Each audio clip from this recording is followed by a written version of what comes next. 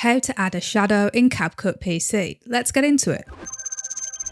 Add the media that you want to add the shadow to your project. Then press Option or Alt, click and drag the clip up to create a duplicate. Click the first clip and then come over to Video and then come into Basic and change the position of this clip to where you want your shadow to be. Next, come up to Adjust, come into Curves and then bring the Luma curve all the way down to the right. This will make it black. And then right click this clip and then come into Create Compound Clip. Next, come up to Effects and search for Blur and drag a blur that you can adjust on top of this compound clip. Then adjust the blur to your liking. This is going to soften your shadow. Next, click back into the clip to come out of the compound clip, click Video, then come into Blend and bring the opacity of the blend down to make the shadow less harsh for your video.